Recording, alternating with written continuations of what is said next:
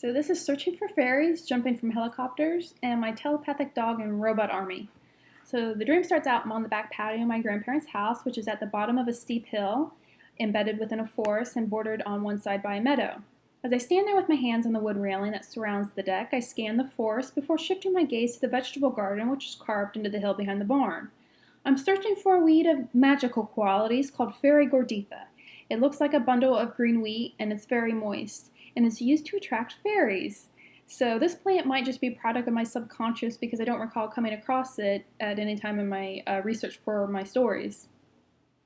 There's also massive butterflies slightly larger than my hand fluttering about my head, and some have yellow and black wings and others have pink and purple wings.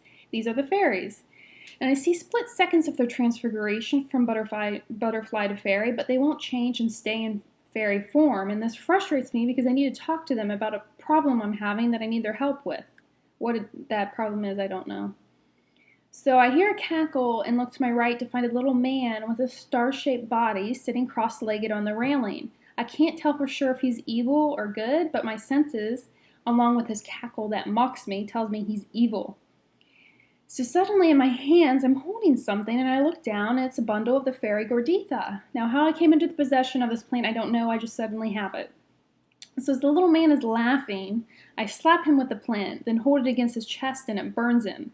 He screams and hops off the patio and scurries away, and it turns out that he wasn't evil at all. Whoops. So he goes racing back to squeal on me to the other fairies, who are hiding in a bush by the house. In reality, this bush is no longer there, but as a child, it was as tall as the house and as wide as a car. I don't know what type of bush it was, but it also had a small opening on one side that led inside the bush, and I used to play in there when I was younger, and so I guess in my dream, this is where the fairies live. So the fairies are all angry at me for hitting this little star-shaped man, and I tried to explain that he was mocking me, but they don't want to hear it. So they must shun me or something because I never do talk to them about the problem I'm having, and that part of the dream ends. So next, a helicopter pilot is flying my sister and me up the side of a mountain to drop us off at the beginning of a snowboarding competition that we are competing in. As the helicopter hovers in the air at the correct altitude beside a ledge, I realize he expects us to jump onto the mountainside. I'm nervous, obviously, but I open the helicopter door and launch myself into the air. I missed the ledge and grab hold of the mountain, my fingers barely gripping the surface, but I'm able to scamper up and over a rocky wall onto the ledge. As I stand up and turn around, my subconscious still perceives my mountain surroundings, but I'm actually at the top of my grandparents' driveway.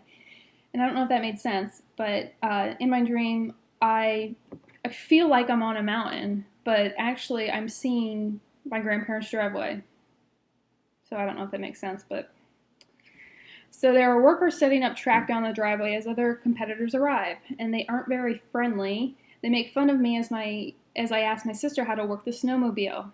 And yes, I do realize I said snowboard before, but in my dream it was a snowboarding competition while I was in the helicopter, and now I'm getting on a snowmobile.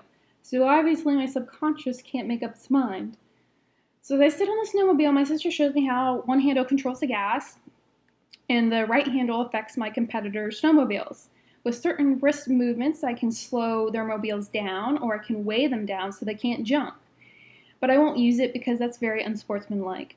But my sister warns me the others will, and to be careful. The other competitors are very ruthless and will steal my fuel if they need to as well.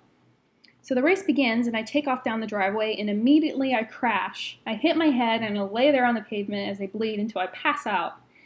Now this was due to the fact that I'm a horrible driver, and not because any of the other competitors had decided to sabotage me. And I'm really not that bad of a driver, just in reality. At least I don't think I am. So anyway, I wake up on the floor of the study of my grandparents' house. A dog is sitting beside me, and I pet it. Then it tells me through telepathy, I enjoy this part, but I hate the other parts about the day. I have no idea what the dog is referring to, but I feel I'm about to find out. I hear heavy footsteps coming up the stairs, and I remain silent as I sit there in the dark study, waiting to see who or what it is. The dog cowers beside me. The door is open so I can see out into the hall, and a figure walks by. It is a Doctor Who Cyberman. And if you don't watch Doctor Who, it's just a robot. So in my dream, the Cyberman actually has flesh, and he walks into the bedroom across the hall and props the door open, then begins reciting an incantation. Chains rattle behind me from within the room, and I hear a loud clang as the chains are released and hit the floor. I turn around and see a horde of robots. The study is actually, in reality, the study is too small to hold such a large robot horde, but somehow my dream world bends the space in some wibbly wobbly, timey-wimey Doctor Who way to make it work, because I see dozens of robots. So I'm supposed to exit the study and lead the robot army into the bedroom the Cyberman is in. Apparently, I can control them with my mind. This is what the dog was referring to earlier, how I control the robots.